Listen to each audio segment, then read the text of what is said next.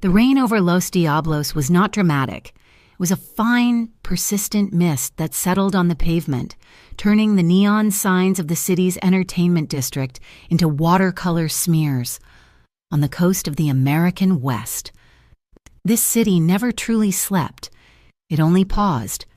Tonight, there was no pause. It was the final Thursday of the annual Food Week, and Artemisia, the city's current temple of fine dining, was suffocating in its own success. Every table was full, the air thick with the scent of roasted garlic, saffron, and damp wool coats. Juniper Hayes, known only as June to the customers and staff, moved through the chaos with practiced efficiency. She was 24 years old, carrying the weight of decisions made long ago. Her past life as a promising nursing student felt like a different movie, one that had been cut short. Now, her reality was this floor, these tables, and the crushing mountain of hospital debt racked up by her foster brother, Theo. Theo, who was deaf since birth, needed surgeries she could not afford. So she served overpriced wine to people who debated the merits of foam on a steak. Her feet ached, but the rhythm of the service kept her focused. Pour water, clear plates, smile, repeat. The front doors opened at exactly 9:17 in the evening. The shift in the room's atmosphere was immediate, a sudden drop in pressure. It was not a loud arrival. There was no entourage of bulky men in cheap suits, just 3 men, all dressed in immaculate, dark tailoring. The man in the center commanded the space without a word. This was Soren Vescari. He was 36, though his eyes held the stillness of a much older soul. As the rumored head of the Vescari family, he controlled shipping lanes and construction unions with the same quiet intensity he now used to scan the dining room. He did not look at people. He seemed to inventory them. June's manager, Pax, hurried over, his face flushed. "Hayes, table 12. It is Vescari. Be quick. He is known for good tips." June's stomach tightened. She glanced at the reservation tablet, table 12, Soren Vescari, and next to the name, the small digital marker, a single blue star flower. It was an internal code at Artemisia, meant for the staff. A blue star meant the guest required absolute discretion and 0 interruptions. But for June, the symbol meant something else entirely. She had learned it years ago, in the community centers while learning American Sign Language for Theo. It was an obscure visual warning, a sign used among the deaf community to flag an unseen danger. It meant ambush. It meant a threat, right outside the door. Her blood went cold. Pax shoved the menus into her hand. "Go. Smile." She tried to swallow the sudden dryness in her throat. As she turned toward the VIP booth, her eyes scanned the perimeter. The front was clear, monitored by Vescari's 2 quiet associates, but the back exit, the one leading to the alley garbage bins, was different. Through the rain-streaked glass, she saw him, a man in a heavy raincoat, hood up, standing perfectly still. He was not smoking. He was not waiting for a ride. He was just watching the alley. Waiting. June approached table 12. Her hands, usually so steady when pouring a $500 bottle of wine, were trembling. Soren Vescari did not look at the menu. His gaze was fixed on her, calculating. "Good evening," she started, her voice strained. "May I recommend—" She stopped. He was looking at her hands. She had a choice, a split-second choice. She could serve the water, take the order, and walk away. It was not her fight. Theo needed her. But the dining room was full, families celebrating, couples on first dates. She adjusted the silver tray under her arm, angling her body away from Pax. She brought her left hand up, as if checking her lip, forming a distinct V shape with her index and middle fingers to cover her mouth. Then, quickly, decisively, her right hand tapped her left wrist. It was not standard sign language. It was a blended, urgent signal she had learned. "Car bomb. Do not use the main door." Soren Vescari's eyes did not widen. He did not flinch, but a flicker of something recognition. Perhaps passed through them. He held her gaze for one long, agonizing second. Then he picked up his wine glass. He stood slowly, his movement fluid and deliberate. He tapped the glass lightly with a silver spoon. The restaurant quieted. "Good evening, everyone." Soren's voice cut through the murmur, calm and resonant. "My apologies for the interruption." Pax looked like he was about to faint. "It seems tonight is a wonderful night for a celebration," Soren continued, a faint smile touching his lips. "As such, everyone's meal tonight is compliments of my table." A wave of confusion and excitement rippled through the crowd. "And," he added, raising his glass, "the owner has just informed me that the 1790 vintage port has just been opened.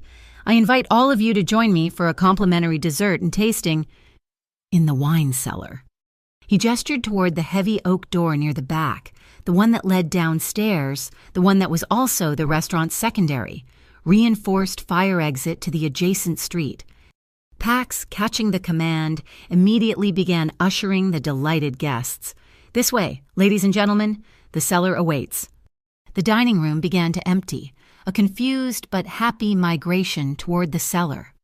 June stayed rooted to the spot, tray still clutched to her chest. Soren's two men flanked the cellar door, ensuring the guests were clear, but Soren did not follow. He turned back toward the front. With slow, deliberate movements, he unbuttoned his suit jacket, pulling both sides open to show the empty holster beneath his left arm. He was unarmed. He held his hands up slightly, palms empty. He was making himself a clean target. He walked past June, his shoulder brushing hers, and did not stop until he reached the heavy glass doors at the entrance. He pushed one open and stepped out onto the rain-slicked sidewalk alone. He walked directly toward his black sedan parked at the curb. June watched, horrified, and then she saw it.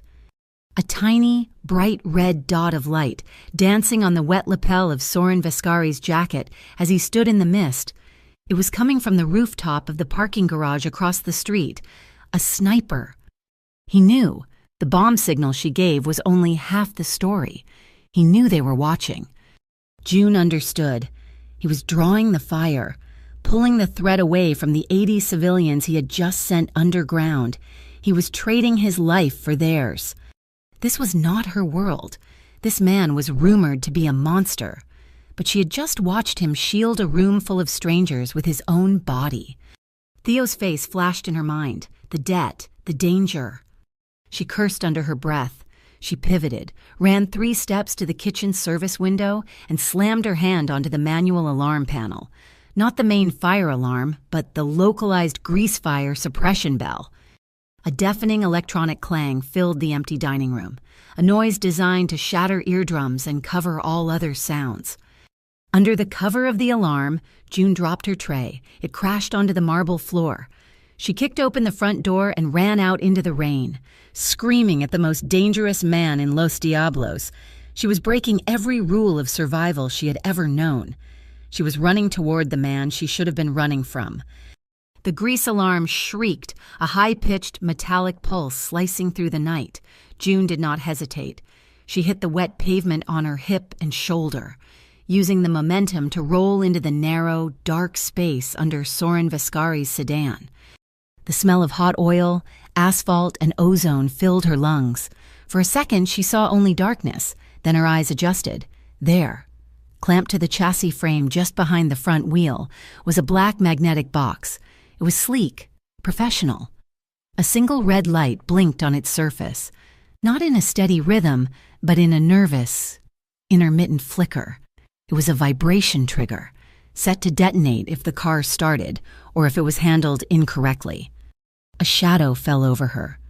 Soren Vescari was crouching by the front bumper, his face inches from the grill. He did not yell. His voice was a bare whisper, cutting through the clang of the alarm. "Don't touch it." "How long?" June could not speak. She held up her hand in the gloom, fingers splayed, then tucked her thumb and index finger. 3, no, less. She flashed 2 fingers, jabbing them twice, less than 2 minutes. She wriggled backward, shoving her hand into her apron pocket. Her fingers found the small, foldable paring knife she used for slicing lemon twists at the service bar. She flipped it open. She could not defuse it, but she could move it. She ignored the bomb and focused on the street sign beside the car. A flimsy metal "no parking" placard hung from a meter by a thin, plastic-coated wire. She reached out from under the car, sawing at the wire. It snapped free. "What are you doing?" Soren's voice was tense. "Get back," she hissed. She slid back under, the knife between her teeth, her heart hammered against her ribs. She carefully hooked the stiff wire around the body of the magnetic box, avoiding the trigger face. She held her breath. The light kept blinking.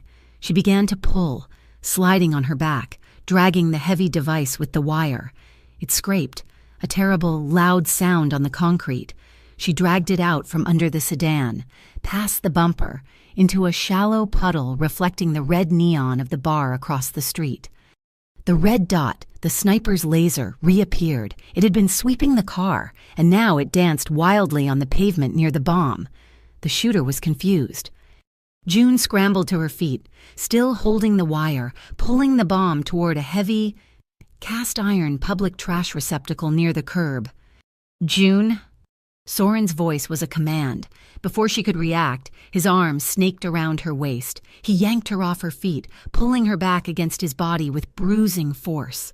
He spun them both around, shielding her entirely with his own back, just as she heard the click of the trigger. The explosion was not the shrapnel-filled blast she had imagined. It was a deep, concussive thump that seemed to suck the air from the street before expelling it. The heavy iron trash can did not disintegrate. It simply vanished in a flash of white-hot pressure. The shockwave hit them like a physical fist, throwing them against the sedan. The car's alarms blared, joining the dying wail of the kitchen alarm. The sniper's laser was gone. Soren did not move for a full 5 seconds. He was solid, an immovable object smelling of rain and expensive wool. The only sound was the patter of the mist and the sudden, frantic whine of car alarms up and down the street. 2 men in dark suits appeared from the restaurant's side alley, weapons visible in their hands. They moved toward the parking garage across the street.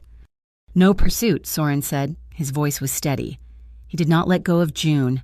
"Stand down, secure the block." The men vanished. He finally eased his grip, turning her to face him. His hands stayed on her arms, holding her steady as the adrenaline began to drain from her legs. In the chaotic flashing lights of the alarms, his eyes were piercing. "You signaled me. You moved the device. You took the shot. Why?" She tried to find her voice. "I didn't," she stammered, pushing uselessly against his chest. "I warned a customer. That's all. There were innocent people in there." He stared at her, his expression unreadable. He was searching for something, a lie or a truth. She did not know which. He seemed to find an answer that satisfied him, for now. He released one arm, gesturing to his remaining man. "Freeze traffic around the perimeter. Use the coordination network. I want every rooftop between here and the marina swept before 10 o'clock. The man nodded and spoke quietly into his wrist.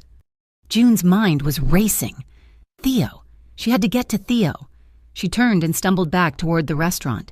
Pax, the manager, was gaping at the doorway, his face the color of chalk. "I have to go," she said, brushing past him. She needed her bag, her keys. She ran to the small staff room, shoving her hand into the deep pocket of her canvas work apron. Her fingers closed around something that did not belong. It was not her checkbook. It was not her keys. It was a small, cold rectangle. She pulled it out, a burner phone, thin, black, and disposable. It had not been there when she started her shift. Someone, in the crush of the dinner rush, had slipped it into her pocket. As she stared at it, the screen lit up. One new message, her blood turned to ice. "The snake's head had to show itself tonight. Do this right and your debt is cleared." She read the words twice. The bomb, the sniper, the signal. It was not a random attack by a rival. It was a performance. And she, terrified and desperate, had been the star, perfectly manipulated by an organization she had never even heard of. The burner phone felt heavy in her hand, a cold weight of complicity. The message on the screen was a death sentence and a pardon, all in one. Do this right, and your debt is cleared. June's mind fractured, splitting between the chaotic present and the grinding pressure of her past. She was a creature of the foster system, bounced between 6 different homes before she turned 18. She had learned early that stability was a fantasy. The only constant was Theo. He had arrived at her 4th placement, a silent, terrified 5-year-old, and she, a jaded 12-year-old, had recognized his silence. It was not defiance. It was deafness. She had fought for him, learned American Sign Language from library books and free community classes, becoming his voice, his protector. He was not her blood, but he was her anchor. That anchor was now chained to a debt. 3 years ago, Theo's auditory nerves were deemed viable for a new cochlear procedure. A man, a medical liaison, had promised to fast-track the surgery, citing connections to charitable grants. He had taken their savings and vanished, leaving June with a stack of predatory loan documents bearing her forged signature. The debt was catastrophic, ballooning with interest she could never hope to pay. She had fought it. She had worked double shifts, left nursing school, and sold everything of value. But the debt was sold, and sold again, until it landed in the portfolio of a quasi-public agency, the Tri-County Bureau of Illicit Markets, the TCBIM. They were supposed to fight predatory lending, not weaponize it. A month ago, a polite man from their Community Outreach Division had called. He had noted her unfortunate situation. He had offered a solution, a debt forgiveness program. All she had to do was cooperate. The cooperation was simple. They knew she worked at Artemisia.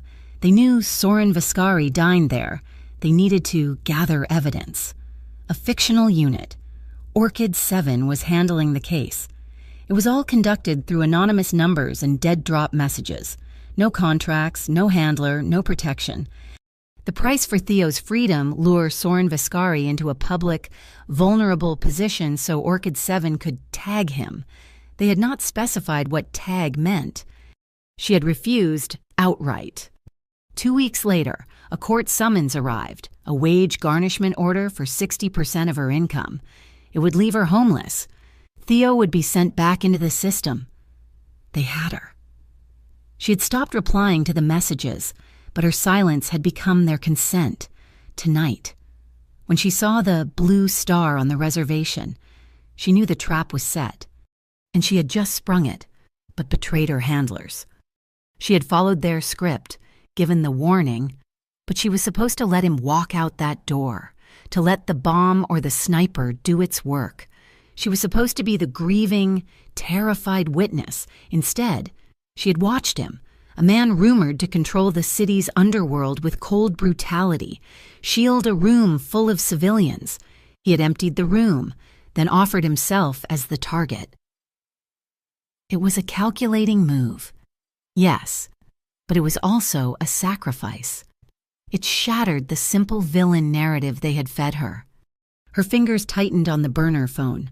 The kitchen alarm was finally silent, leaving only the sound of her own ragged breathing and the distant, controlled activity of Viscari's men securing the street. She looked at the message one last time. Do this right. She ran from the staff room, past a stunned Pax, and behind the main bar, the industrial garbage disposal unit, used for citrus rinds and bar waste, was built into the steel sink. She held the phone over the opening. She deleted the message, then the call log. She pressed the phone deep into the rubber flange. With her other hand, she hit the switch. A violent, grinding crunch echoed in the empty restaurant. Plastic and microchips screamed as they were pulverized. A flash of blue static leaped from the drain.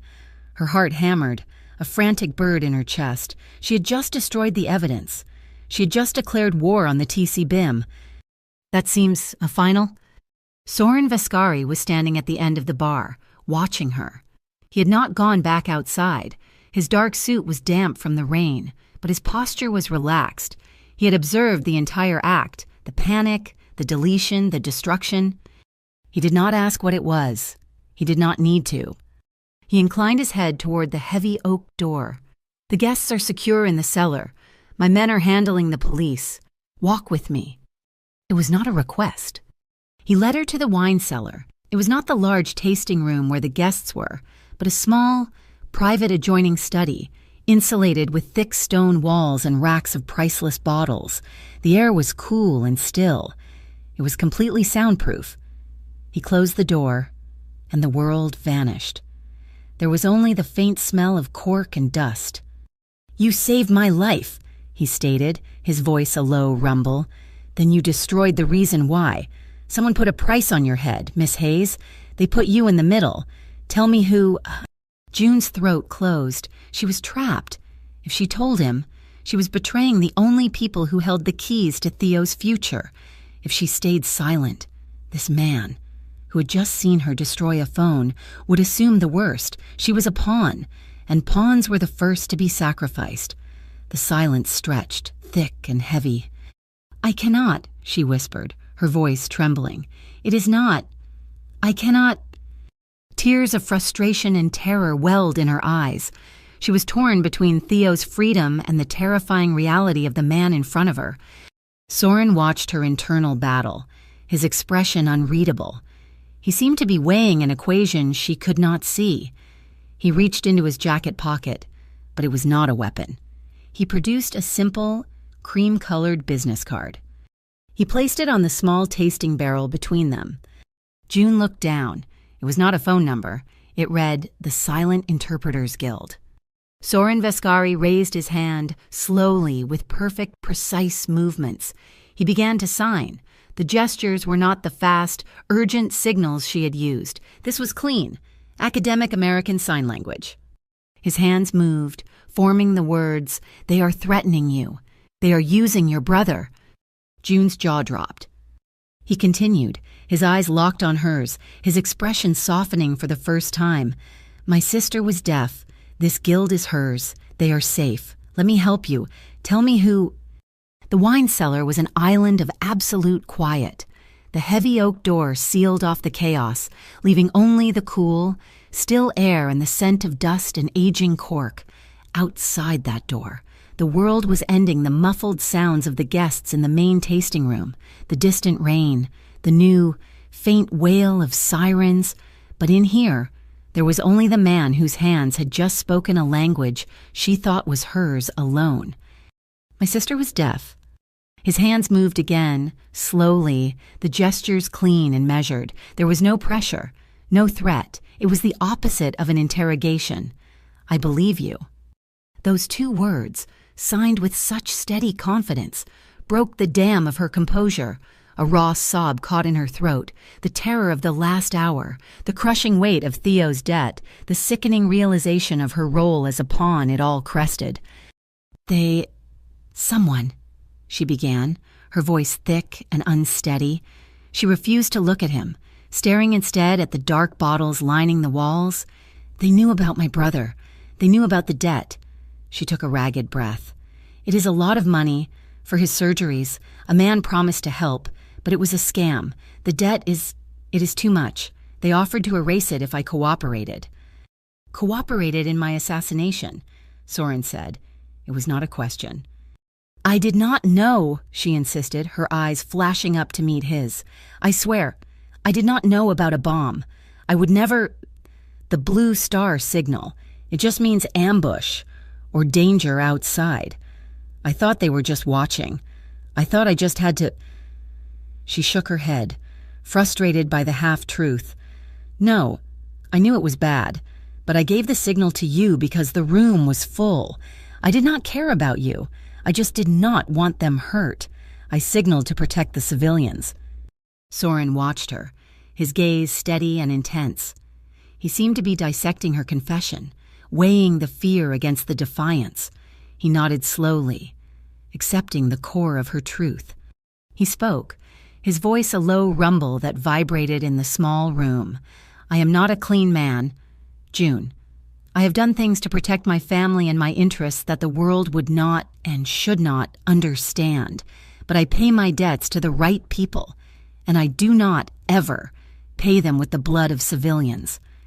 He stepped closer, She was backed against a heavy wooden barrel, trapped by his proximity and the sudden suffocating intimacy of the space. She was trembling, and he saw it. He lifted his hand, not to sign, but in a simple, human gesture. He did not touch her face or her arm. He slowly extended his fingers and let the tips brush the back of her hand, where it was clenched, white-knuckled on the barrel's rim. It was the barest contact, skin on skin. A jolt went through her, sharp and electric, silencing the panic. Her breath hitched. Her gaze, which had been fixed on his chest, snapped up to his eyes. He was closer than she realized. The air was too thin. The cellar was dark, lit only by a single low-wattage bulb above the door that cast long shadows, leaving his face half in darkness. It smelled of old wood and the sweet, heavy scent of aging port. "You are safe," he whispered. She did not know why she believed him, a man who commanded death with a nod, but she did. He leaned in, his movement agonizingly slow, giving her every chance to turn away, to break the contact. She did not move. Her eyes fluttered shut as his lips met hers. It was not a gentle kiss. It was deep, fueled by the adrenaline of the explosion and the sudden, shocking relief of the soundproof room. It was a kiss of shared survival. His mouth was firm, demanding yet impossibly careful. He tasted like the rain. One of his hands moved from the barrel to her back, splayed flat against the thin fabric of her uniform. His palm was warm, a solid anchor against her spine. He pulled her closer, not crushing her, but eliminating the space between them. She could feel the steady, powerful beat of his heart against her own frantic rhythm. Her hands, uncertain, came up to rest on his chest, feeling the damp wool of his suit. She gripped his lapels as the kiss deepened. It was a deluge, washing away the terror of the burner phone, the grinding fear of the debt. He angled his head, and she heard him make a low sound, a bare murmur of approval. A sliver of light from the hallway bulb caught the silver edge of his collar, then vanished as he shifted. He whispered her name against her mouth, the sound of vibration she felt rather than heard. He paused, resting his forehead against hers. Their breath mingled, hot and fast in the cool air. His thumb stroked the curve of her waist. He was waiting. She gave a small, almost imperceptible nod. The kiss that followed was different, slower, deeper. It was a promise of protection, an exploration of the fragile trust that had just been born in violence. His hand slid from her back up to her neck, his fingers tangling in the hair at her nape, holding her gently. She felt safe, utterly, terrifyingly safe. When they finally separated, the silence of the room rushed back in. They were both breathing heavily. June stepped back, her hand going to her mouth, her fingers touching her lips. The reality of what she had just done, who she had just kissed, settled on her. There were no promises, no declarations. It was a moment born of chaos, a truce in a war she did not understand. But the terror that had been strangling her for an hour had eased. She looked at him, really looked at him, and saw not just the Mafia boss, but the man who had signed, "I believe you." Soren seemed to compose himself, stepping back to give her space. He reached into his pocket again. He pulled out a simple, dark leather cord bracelet. Hanging from it was a single, heavy charm of brushed silver. It was carved into the ASL sign for safe. "It was my sister's," he said quietly, his voice slightly hoarse. "She wore it, a talisman." He held it out to her. June looked at the silver charm, a lifeline. It represented everything she craved, but accepting it felt like another kind of chain. "I cannot," she whispered, shaking her head. "Not yet." She met his gaze, finding a new strength. "When this is over, when Theo is safe and the debt is gone, then I will." He nodded, understanding her terms. He slipped the bracelet back into his pocket. Before either of them could speak again, the new sound outside grew louder, penetrating the thick door. Sirens, not police, but the high European-style wail of emergency response vehicles. Soren's head snapped toward the door. His eyes went cold, the brief warmth vanishing, replaced by the calculating focus she had seen in the dining room. He pulled his phone from his jacket, looked at the screen. A text. "Orchid 7, Mert," he said, his voice flat. "They are here. They are claiming a gas leak." He looked at June. "They are not here for the leak. They are here for you." Soren pulled the heavy cellar door open. The muffled sounds of the guests in the main tasting room immediately flooded in, along with the high-pitched, insistent wail of the approaching sirens. He stepped out, June right behind him. "Pax?" Soren's voice was calm but sharp. The manager, who had been hovering nervously by the cellar stairs, jumped. "What is that noise?" Pax stammered. "First the grease alarm, now that it is not a police siren." Before Soren could answer, the front doors of Artemisia burst open. A team of 6 people, men and women, marched in. They were dressed in immaculate dark blue technician uniforms, bearing the municipal logo of the Los Diablos gas and power utility. They carried heavy toolkits and diagnostic equipment. "Gas leak reported," the woman in the lead announced, her voice booming with authority. "This building is under immediate evacuation order. Everyone out, now." Pax, relieved to have someone official take charge, began flapping his hands. "Oh, dear yes. Of course, everyone. This way." He started toward the main tasting room to evacuate the guests Soren had just hidden. "Pax, stop," Soren said, placing a hand on the manager's shoulder. The lead technician, a woman with cold eyes and hair pulled into a severe bun, strode toward them. "Sir, I said evacuate. Now." Soren ignored her. His gaze was fixed on the man behind her, the one carrying what looked like a portable welding rig. Soren's eyes narrowed. The acetylene torch was pristine, but the pressure hoses were not connected to the tanks. It was a prop.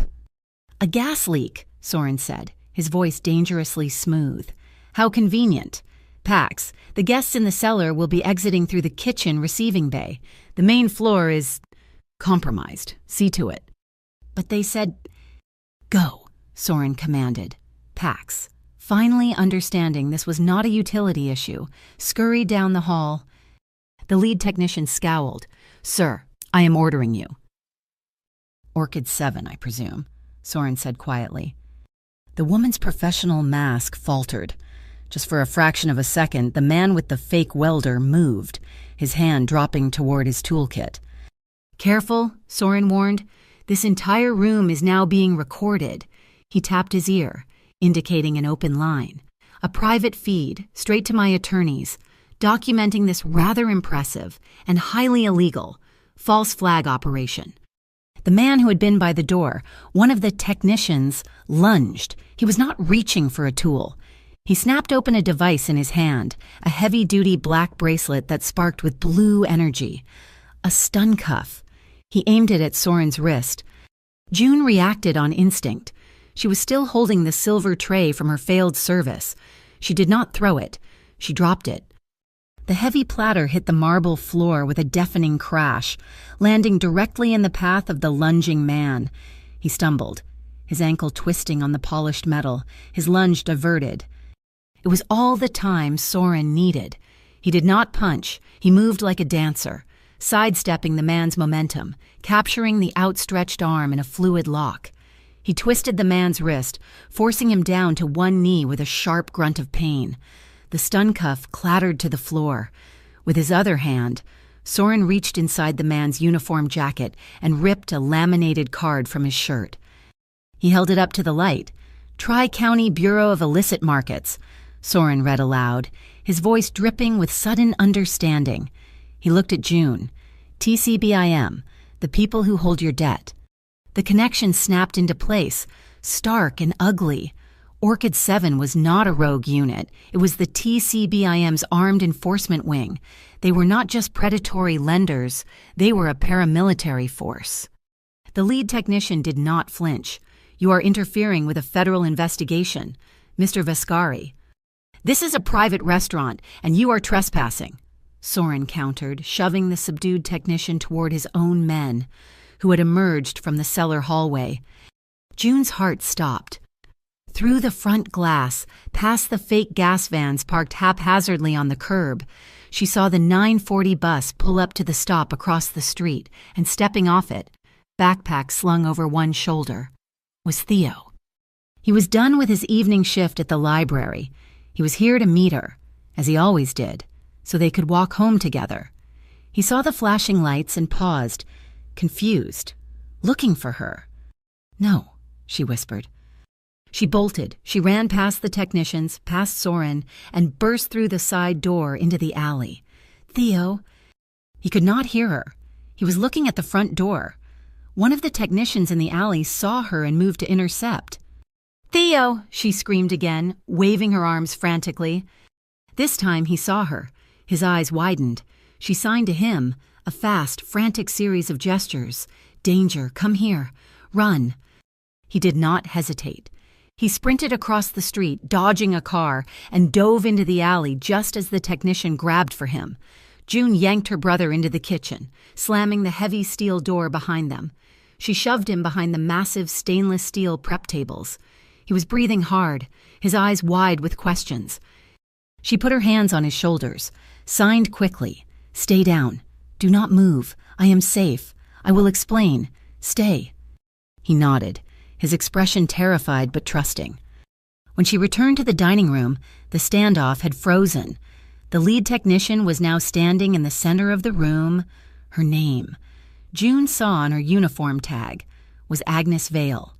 Agnes Vale looked at June, and then gestured pointedly toward the kitchen door where Theo had vanished. Her voice was cold, stripped of all pretense. "You have made this very complicated, June, but the offer stands, better, even." She stepped away from Soren, focusing only on June. "Walk out that door with us. Tell us the location of the Viscari Central Ledger. In exchange, the debt is erased, wiped clean before midnight, and," she added, her voice softening into a venomous imitation of kindness, "a full scholarship to the university of his choice. Medical, arts, whatever he wants, he will be set for life." June stood silent, vibrating with rage. She was trapped between the man she had just kissed and the future of the boy she loved more than life. Soren stepped beside her, placing himself between June and Agnes. He did not look at June. He addressed Agnes Vale. "That is a good offer," he said, his tone conversational. "But I have a better one. You and your team will leave this restaurant immediately. You will not approach Miss Hayes or her brother again." Agnes laughed, a short, barking sound. "And why would I do that?" "Because," Soren said, "in 5 minutes I am placing a call to the Beacon Ledger. I am offering them a full, unrestricted, immediate audit of every single Viscari charitable fund. Tonight, live. I will show the city exactly where my money goes, every dime. It rather ruins the narrative your superiors at the TCBIM are trying to build, does it not? The one where I am the monster funding the city's decay." Agnes's smile froze. This was not in her script. A public audit done willingly would destroy the TCBIM's leverage, the very leverage they needed to seize his assets under the guise of illicit markets. "You are bluffing," she hissed. "Am I?" Soren asked. "You staged an assassination attempt that nearly killed 80 civilians, just to get me to show my hand. Now I am showing it. Your move." Agnes Vale stared at him, the calculation churning behind her eyes. She had lost the element of surprise. She had lost the leverage. She nodded slowly, a tight, angry gesture. "Fine." She signaled to her team. They began to file out, retrieving their subdued colleague. Agnes paused at the door, her gaze locking onto June. 48 hours, she said, her voice dropping to a whisper that carried across the room. "That is how long the scholarship offer stands. After that, we are not negotiating. We are collecting. Both of you." She turned and was gone, the fake gas vans pulling away from the curb as silently as they had arrived. The ride from Artemisia was silent, a high-speed slice through the rain-soaked streets. Soren's sedan, the same car that was supposed to be a burning wreck, moved with quiet confidence. They did not go toward the glittering high-rises or the opulent estates June associated with the Vescari name. Instead, the car turned into the industrial waterfront district, a place of silent cranes and dark, looming warehouses. He drove directly into a loading bay marked Pier Gray Printing and Logistics. A heavy steel door rattled shut behind them, sealing off the city and the storm. It was not a print shop. The vast, cavernous space smelled of industrial ink and cold machinery, but the massive presses were silent, shrouded in canvas tarps. The real heart of the building was a reinforced apartment and operations center built onto a steel mezzanine, overlooking the dark factory floor. Theo was pale, his eyes wide and darting, still vibrating with the terror of the alley. June had signed a frantic, edited version of the night's events on the drive over gas leak. Bad people. We are safe now. It felt like a lie. This way, Soren said, his voice echoing in the cavernous space. He led them up the metal stairs to the apartment. It was clean, functional, and devoid of personality, like a high-end hotel room that had never been used. Theo dropped his backpack by the door, refusing to go further. He looked at June, his hands shaking slightly. Soren paused, looking at the boy. He did not approach. He turned to June and signed, his movements clear and unhurried. Is he hungry, thirsty? June relayed the question. Theo just shook his head, his gaze fixed on the floor. Soren watched him for a moment, then moved to the small, immaculate kitchenette. He did not issue an order. He opened a cabinet, pulled out a heavy saucepan, a bottle of milk, and a dark bar of chocolate. He began chopping the chocolate on a cutting board, the rhythmic, heavy thud of the knife the only sound in the room. June stood frozen, completely bewildered. This was the man who had faced down an assassin, the man who commanded a network that could freeze city traffic, and he was making hot cocoa. He warmed the milk, whisking the chocolate until it melted, adding a pinch of cinnamon from a small tin. He poured the steaming liquid into 2 heavy ceramic mugs. He held one out to Theo. Theo looked at June, asking for permission. June nodded, her throat tight. Theo took the mug, his small hands wrapping around it. He sniffed the steam. "My mother's recipe," Soren said, his voice quiet. He was not looking at June. His attention was fixed on Theo. She said it solved most problems. Theo took a small, cautious sip. The tension in his shoulders eased, just slightly. A tiny, fragile moment of peace settled in the room.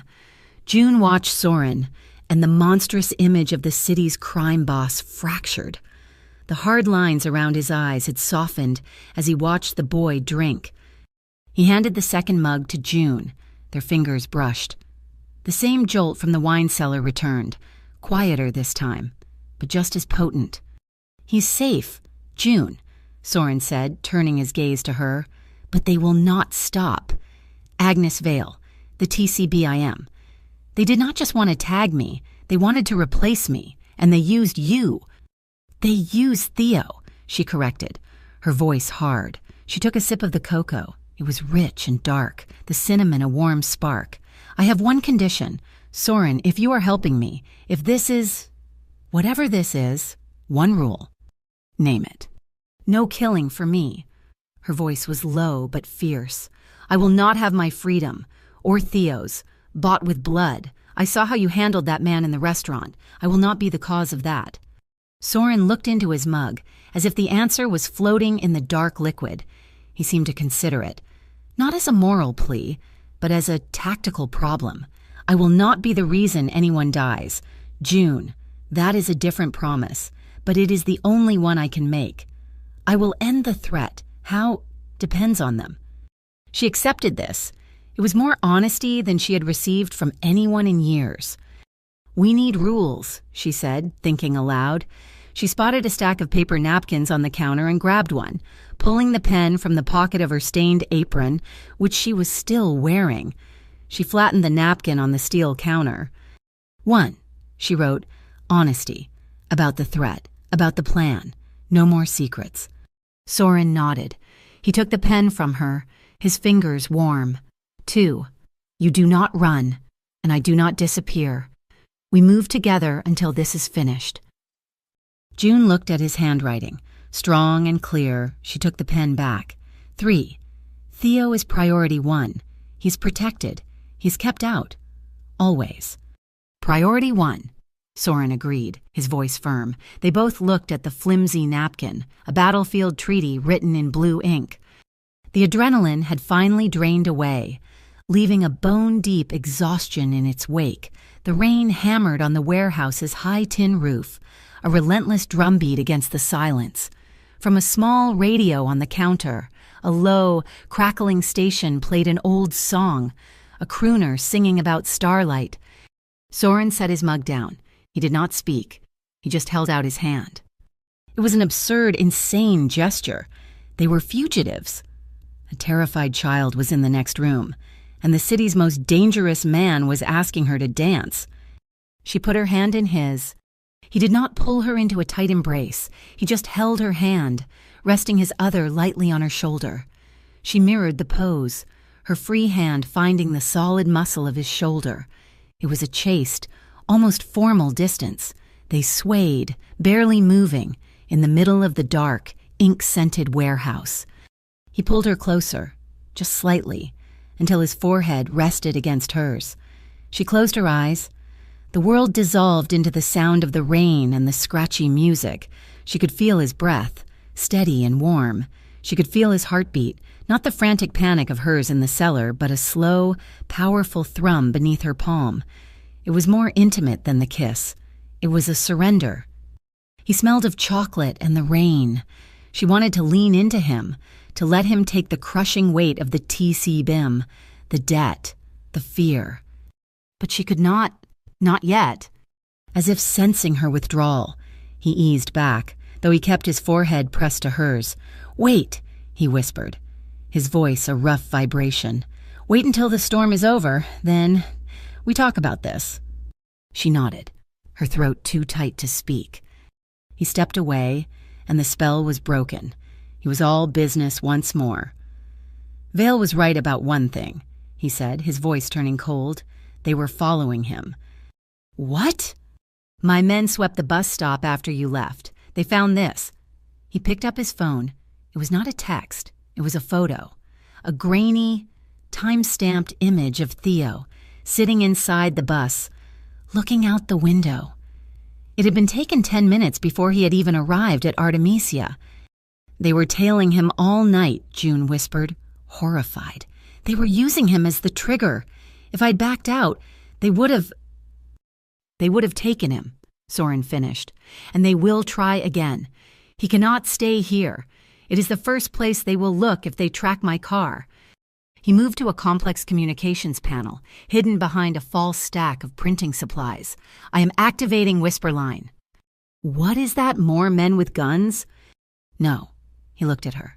"The Silent Interpreters Guild, the volunteers. They are teachers, nurses, social workers. My sister's network. They move people. Quietly. They are taking Theo to the Nova Speech Language Center. It is a high-security facility disguised as a school. It is the safest place I know." He picked up a small, black device from the console. It looked like a watch, but had no face, only a smooth, dark surface. He fastened it onto her wrist, a haptic messenger. It translates text into vibration codes. Only 2 devices are on this channel, mine and yours. He tapped his own phone. The device on her wrist pulsed, a long, slow vibration. Safe. "Our code name," he said, "is Blue Star." A moment later, a simple, unassuming passenger van rolled into the loading bay.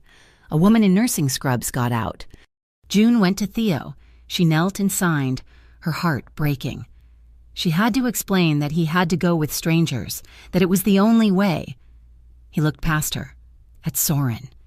Soren stepped forward and signed, slowly, "I will protect her. I promise. You will be safe." Theo looked at June. She nodded. "I trust him." She hugged him tightly, then watched as the nurse led him to the van. As the taillights disappeared into the rain, June Hayes realized, with a profound shock, that she had meant it. For the first time in her life, She had placed her entire world in someone else's promise. The storm had aged, settling from a violent downpour into a persistent, miserable drizzle by the time Marla Quinn arrived. She did not arrive in a car that announced Vescari connections. She drove a nondescript late-model sedan and walked into Pier Grey at 2 o'clock in the morning as if she owned the place. She was a compact woman in a severe wool coat, her face sharp, and her eyes holding the focused, weary intelligence of someone who slept only when the law allowed. She carried a single locked briefcase. Soren met her on the mezzanine. June stayed back by the kitchenette, holding the warm, empty mug, feeling like an intruder. "She has to trust you. Soren, not me," Marla said, her voice crisp. She placed the briefcase on the steel table. She turned her gaze to June. It was not a kind look, but it was not unkind. It was assessing. "Miss Hayes, I am Marla Quinn. I am an independent counsel. My retainer is paid by an offshore trust, not by Mr. Vescari. What you say in this room is privileged. Do you understand what that means?" June nodded, her throat dry. Marla clicked the latches on the briefcase. It was not filled with documents. It was a secure workstation. She booted a hardened laptop. "The Tri-County Bureau of Illicit Markets," she began, her fingers flying across the keyboard. "A public-private hybrid, chartered by the City Council 10 years ago to monitor predatory lending. They were, for a time, legitimate." She turned the screen toward June. 3 years ago, their charter was amended to include debt reconciliation. This gave them the power to buy distressed debt portfolios, specifically medical debt. She brought up a file. June felt the air leave her lungs. It was her file. Her name. Theo's name. The original loan document with the forged signature. "They buy these for pennies on the dollar," Marla continued, her voice a cold monotone. "Then they do not collect. They wait. They find a point of leverage. You, Miss Hayes, were leveraged. Orchid 7 is their unofficial enforcement arm. They find compromised individuals and offer forgiveness in exchange for cooperation." She pulled up another file. Emails, scanned memos. "They are not just trying to clear street-level debt. They are trying to take over the port. They have been using their funds to make shadow bids on new contracts with the Los Diablos Port Authority. They needed Vescari shipping and logistics neutralized, preferably with its assets frozen in a federal criminal case." "They were not just trying to arrest him," June whispered, the ugly truth landing with a physical weight. "They were trying to replace him, to take the port." Soren, who had been listening in absolute stillness, finally spoke. His voice was a low growl of fury. "They bring bombs and snipers to a business negotiation. They mistake Los Diablos for a war zone." He looked at Marla. "We will not give them the fight they want. The street is their arena. The courtroom and the press will be ours." He turned his gaze on June. It was intense, but no longer guarded. "Marla needs the whole truth. The burner phone, the threat, the agency, everything." June looked at Marla, then back at Soren. This was the precipice. She took a deep breath. Where do I start? For a full hour, she talked. She told Marla everything. The man who had approached her about Theo's surgery, the forged documents, the polite, threatening calls from TC BIM, the burner phone slipped into her apron, the blue star signal. She left out nothing, not even the moment of terror when she thought they would take Theo in the alley. Marla typed, her expression unchanging. When June finished, the room was silent save for the tapping of the keys and the rain on the roof. Marla printed a single document from a portable printer. "This is an affidavit." The lawyer said, placing it on the table, "If you sign this, you are officially a witness. You are testifying against them. They will stop being polite. They will come after you with everything they have." "They already are," June said, her voice shaking but clear. She took the pen and signed her name. "Good," Marla secured the document, "because this is now our first weapon. I have files on 5 other cooperation cases just like yours, all tied to medical debt. See?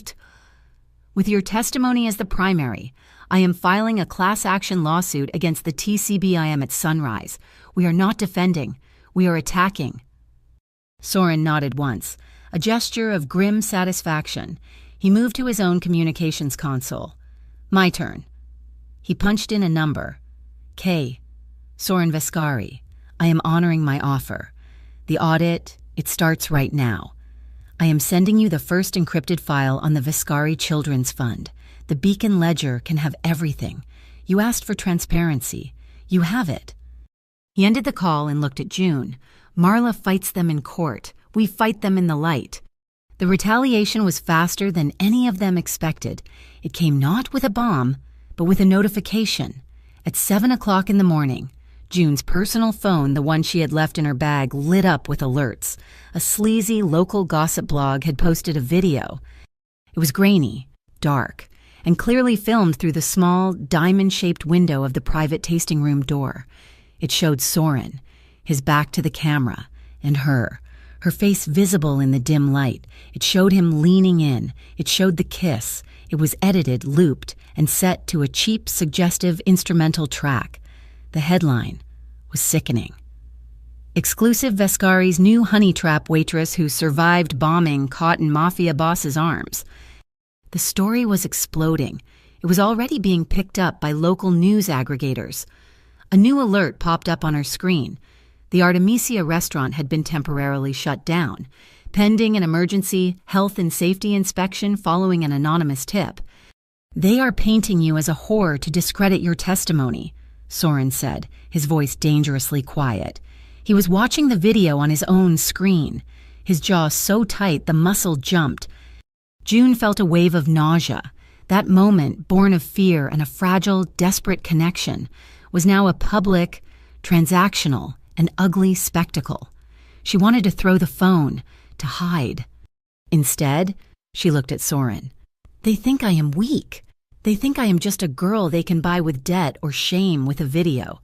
She picked up her phone. "Marla is fighting in court. You are fighting with the data. I will fight with the truth." She knew exactly who to call. An independent podcaster.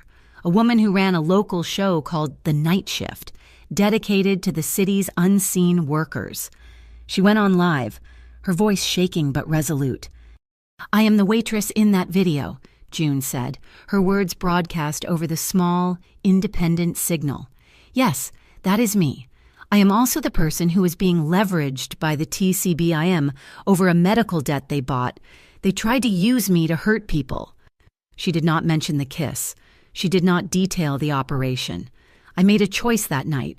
I chose to protect the customers in the restaurant. I made a mistake when I trusted the TCBIM, but I did not make a mistake when I chose to protect innocent people." As soon as her interview ended, Soren made his own move. He did not issue a statement or a denial. He released his own video.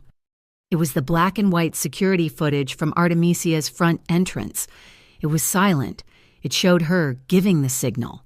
It showed him calmly clearing the room.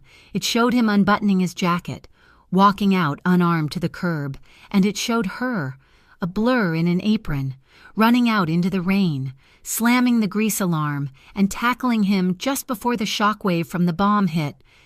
He released it to the Beacon Ledger. The only text attached, the TCBIM video shows a moment. The security video shows a choice. The haptic device on June's wrist, the blue star communicator, pulsed. It was not the slow, reassuring throb of safe. This was a frantic, rapid vibration. SOS, SOS. She was on the mezzanine at Pier Grey, trying to force down a piece of toast, when Soren's face went white. He was monitoring the Whisperline comms. "The transport mine," he said, his voice terrifyingly calm. "It is dark. It missed the check-in." A second later, his phone rang an open-line report from his street team. "The vehicle is on the Alameda Bridge," Soren relayed, his eyes locked on June, translating the report. "It is blocked, a staged multi-car pileup." He listened, his jaw tightening into a knot. "It is empty. The nurse is on the pavement, drugged but alive. June. Theo is gone." The toast fell from her hand. The floor seemed to drop away. Before she could even process the horror, her own personal phone, the one Agnes Vale knew she had buzzed on the steel table. A new, unknown number, a single text. It was a picture of Theo, sitting in a dark room, hands bound with zip ties. He looked terrified. The message beneath it was one sentence. The ledger from Pier Grey for the boy, Helix 12 helipad, midnight, come alone. Soren Viscari moved, the quiet, calculating man who made hot chocolate and danced to old music vanished. In his place was the man who had walked unarmed into a sniper's sights. He crossed the room to a steel cabinet marked fire suppression. He opened it. Inside was not a fire extinguisher, but a biometric panel. He pressed his thumb to it. The wall section slid away, revealing a gleaming, horrifying arsenal of weapons, body armor, and communications gear. My men will retrieve him, Soren said, his voice a flat sheet of ice. He began checking the clip of a heavy, tactical handgun. We will tear their organization apart, brick by brick, starting in 10 minutes. No. Soren did not look up. June, this is not negotiable. They have him. No, she said, louder this time. She ran to him, placing her hands on the weapon he was holding, forcing him to look at her. You promised me. You promised no blood. Not for me. Not for Theo. They broke the rules, he growled, his eyes black with fury. Then we changed the game, she pleaded, her voice shaking. Soren, look at me. They want a fight. They want a war. That is what you are good at. Right, but what they expect is a traitor. They sent the message to me. They offered me the scholarship. They think I am the weak link. They think I am the girl from that video, the one who can be bought. He stopped moving, his gaze fixed on her face. What are you saying? I am saying I go, she said, her resolve hardening. Agnes wants the ledger from Pier Grey. I will bring it. Absolutely not. You will not stop me. She held his gaze. Marla, she left this. June reached for the briefcase the lawyer had brought. She snapped it open, but instead of files, she pulled out a single, sealed hard drive. Marla's tech contact built it. She called it Lilium. It looks like your central server. It even has the Vescari charity interface. But the moment it connects to their network, it does not take, it gives. Soren's eyes widened slightly. Gives what? Everything, June said, her voice trembling with a fierce, cold anger. It is a malware worm. It will find their internal servers and force upload everything, emails, bank records, personnel files, the entire TCBIM and Orchid 7 conspiracy. The Helix 12 helipad was the highest point in the old financial district, a concrete slab on top of a 50-story, empty bank. The wind was a physical force, tearing at June's clothes, the rain horizontal and stinging. She was alone, walking into the circle of a single, harsh spotlight, clutching the briefcase. Across the chasm of the street, the massive digital billboard of the rival tower was dark, a blank slate in the storm. You're a fool to come, June. Agnes Vale stepped out from the stairwell door. She was flanked by 2 Orchid 7 operatives in their dark, paramilitary gear, and they had Theo. His hands were still bound. Agnes pressed a small, black remote detonator to his temple. The briefcase? Slide it over. Let him go first, June demanded, her voice whipped away by the wind. Agnes laughed. That is not how this works. Open it. Show me the interface. Prove it is the real server. June's heart hammered. This was the moment. She placed the briefcase on the wet concrete and opened it, angling the laptop screen away from the rain. She powered it on. From a rooftop 2 blocks away, Soren Viscari watched through the scope of a high-powered rifle. His hand was not on the trigger.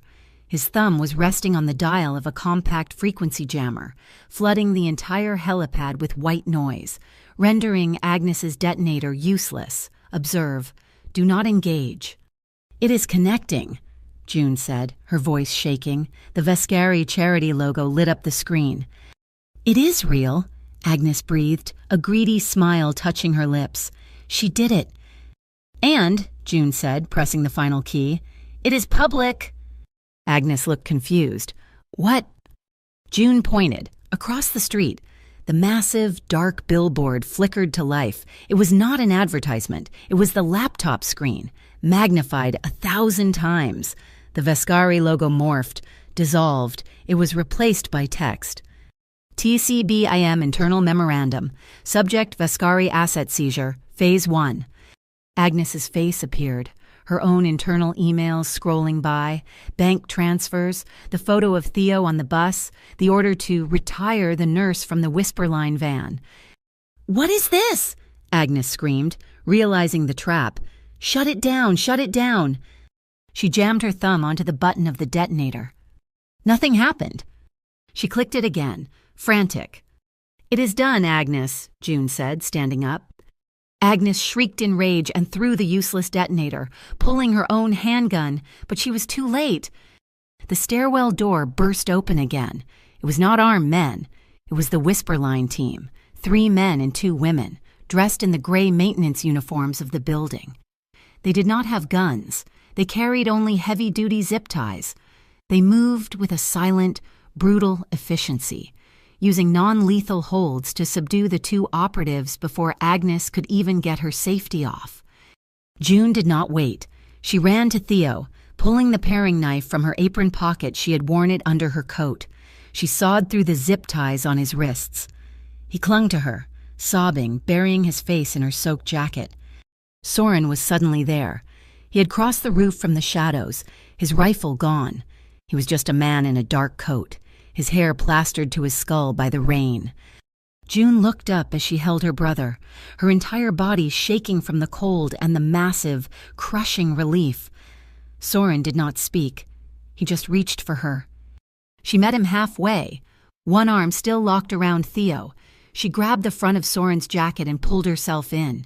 He wrapped his arms around both of them, his hand coming up to cradle the back of her head, holding her as if he would never let go. He kissed her, right there in the howling wind and the rain, on top of the city. It was not the desperate, adrenaline-fueled kiss from the cellar. This was a claiming. It was deep and raw and possessive, a promise of every tomorrow.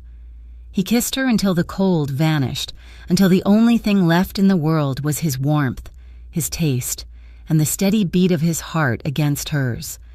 He pulled back, resting his forehead against hers, his breath coming in ragged gasps. "It is done, June," he whispered against her lips. "It is over." The data from the Lilium hard drive, broadcast across the Los Diablos skyline, was a digital earthquake. The Beacon Ledger, led by an obsessive K. Moreno, did not just report the story, they dismantled the TCBIM, piece by piece. Using the agency's own emails and ledgers as a guide, by noon the next day, the district attorney, citing overwhelming evidence of systemic corruption, bribery, and racketeering, had convened an emergency grand jury. Orchid 7 and its parent agency collapsed like a house of cards. Marla Quinn was merciless. She used the public outcry and the grand jury indictment as a battering ram. 3 days later, she secured a summary judgment. The class action suit was a rout. The court voided all debts acquired by the TCBIM's cooperation program, including June's, a compensation fund, frozen from the agency's illicit assets, was established for the victims. June was, for the first time in her adult life, free. Artemisia reopened its doors. The health inspectors, now facing their own internal investigation, having issued a glowing, apologetic report, Soren Vascari, in a move that shocked the city's elite, sat down for a live, televised interview with K. Moreno. He did not dodge. He admitted his funds, his sister's legacy, and the oversight of the Silent Interpreters Guild. He publicly committed to a new era of transparency, agreeing to a permanent community oversight board for all his charitable endeavors. The war was over. The storm had passed, but the quiet was almost deafening. Soren took her and Theo away from Pier Grey. He drove them to a place he called Stone Harbor, a small, unassuming loft apartment built into the attic of an old maritime customs house, its windows looking out over the dark, churning water of the shipping channel. It was his real sanctuary, the one no one knew. That night, Theo slept soundly in the back room, protected by the heavy stone walls and the distant sound of foghorns. In the main room, there were no electronics, only candlelight, and the soft scratch and swell of a gramophone playing an old Sinatra record. The rain had returned, a gentle, healing sound against the angled skylights. June stood by the window, watching the water. She was clean, wearing a soft wool sweater he had left for her. She heard him approach. He did not touch her. He just stood beside her, sharing the view. "It is quiet," she said, her voice barely a whisper. "It is, for now," he replied. He turned, and she turned to face him. His jacket was gone, his sleeves rolled up. He looked younger. The lines of command eased from his face. He held out his hand, just as he had in the warehouse. But this was not a dance of survival. She placed her hand in his, their fingers laced together. A perfect, easy fit. He drew her slowly away from the window, toward the center of the room. He did not pull her into a desperate embrace. He placed his free hand on her waist, a warm, steady pressure. Her other hand came to rest on his chest, right over his heart. It was slow, calm. They moved, a simple, shuffling step, in time with the music. His gaze never left hers. It was filled with an emotion she had not dared to name, a deep, profound respect. "Soren," she whispered, her voice catching. "I know," he said. He leaned in, his forehead coming to rest against hers. Their breath mingled. He was not taking, he was asking. She rose on her toes, a silent answer. The kiss was not a spark. It was a fire being banked, a deep, slow burn. It was a kiss of profound relief, of choice, of a promise fulfilled.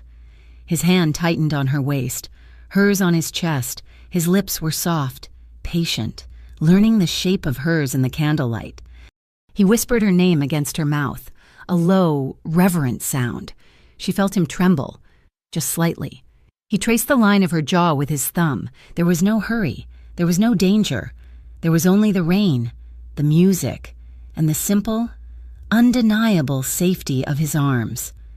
They stayed that way for a long time, lost in the quiet, finally allowing the boundaries they had so fiercely protected to dissolve. The next morning, sunlight streamed through the skylights, chasing away the last of the shadows. The apartment was filled with the smell of coffee and frying bacon. June found Soren and Theo in the tiny kitchen. Soren was attempting to make pancakes, a dusting of flour on his dark sweater. He looked hopelessly out of place and impossibly perfect. Theo was watching, amused. Soren, his expression one of deep concentration, attempted to sign. His hands, so precise and elegant in their command, were now clumsy. He signed rabbit instead of pancakes. June covered her mouth to hide a smile. Soren frowned and tried again, this time signing something that looked like blue. Theo could not hold it in. A small, rusty sound escaped him, and then he laughed. It was a real, bright, joyous laugh, the first June had heard since the nightmare began. Soren looked up, startled, then saw his mistake. A slow, rare smile spread across his own face. He looked at June, his eyes full of warmth, and signed, perfectly, "Good morning." Later, while they were cleaning the dishes, June saw the dark leather bracelet on the counter, the one with the single silver safe charm. Soren had left it there. She picked it up. She did not hesitate. She fastened it securely around her own wrist. Soren saw her. He did not say a word, but his hand found hers, his thumb tracing the outline of the charm. The world began to return. Pax called, overjoyed. Artemisia needed her, not as a waitress, but as the new evening manager. Her first directive, he explained, was to partner with the Silent Interpreters Guild and turn the restaurant into a premier training center for the hearing impaired. Soren, too, looked to the future. "The nursing program," he said, handing her a fresh cup of coffee. "Go back. Finish your degree." "I cannot take your money, Soren," she said, though her heart ached for it. "I know," he smiled, which is why you will be the first recipient of the Beacon Ledger's Second Chance Scholarship, funded by an anonymous donation. Kay Moreno is managing the fund himself. It is clean, June, as clean as it gets. She was about to answer, to thank him, when she saw it. A plain, white envelope had been slipped under the apartment door. It had not been there moments before. She looked at Soren. He had seen it too. The easy morning peace vanished, the commander returning to his eyes. He retrieved it. It was not addressed. It was not sealed.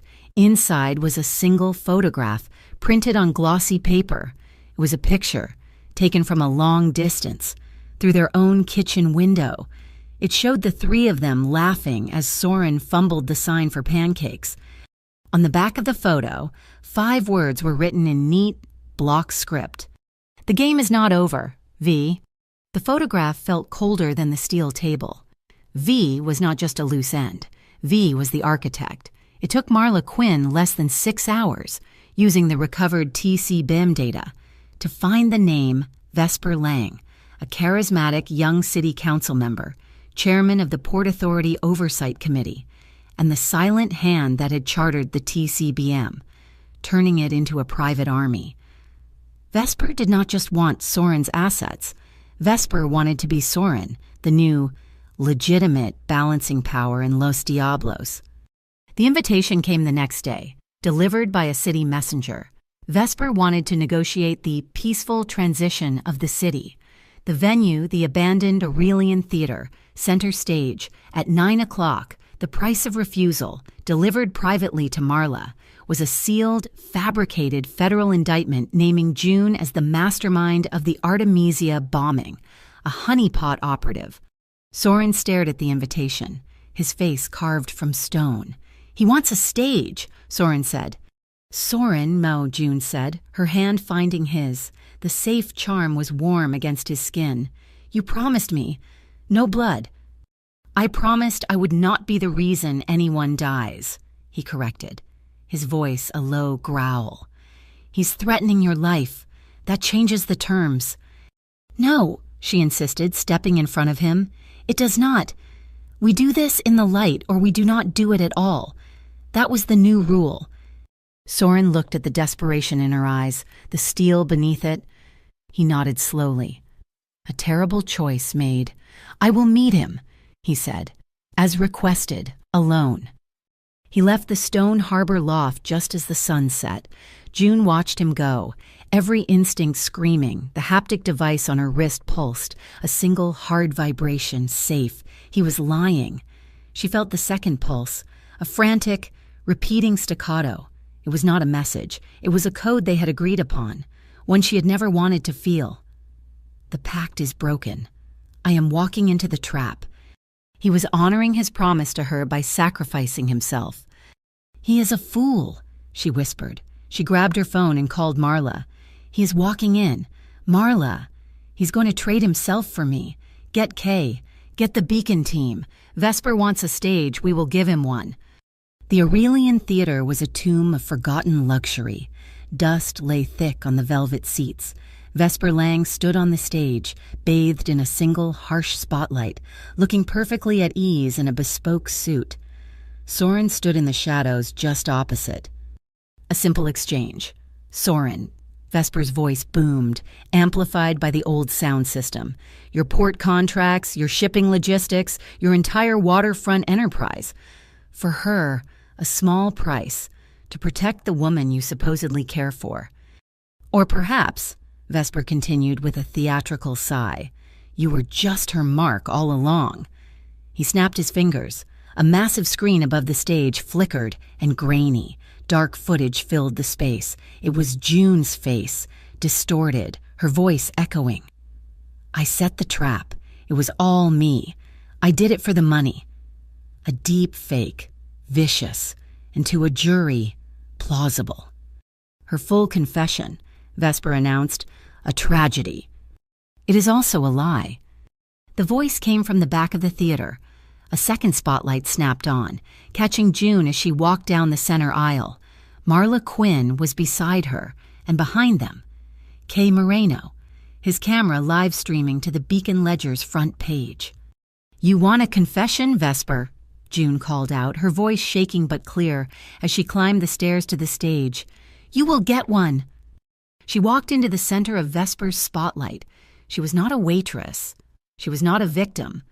She looked directly into Kay's camera. "My name is June Hayes," she said, her voice broadcast now to thousands.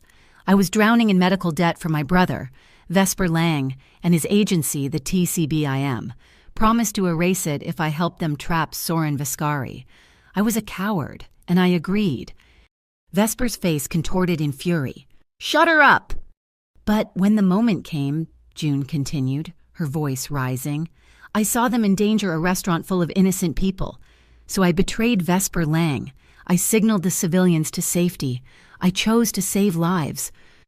"And that testimony," Marla Quinn said, stepping forward and throwing a sheaf of papers onto the stage, "is now sealed. This is a court order. Vesper, preserving this theater as a live crime scene." "And that deep fake," Kay Moreno called out, zooming in. "The metadata shows it was rendered at 4 o'clock this afternoon. On your office server, Councilman." Soren, who had been silent, moved. He tossed his phone. It skidded across the stage, stopping near a live microphone.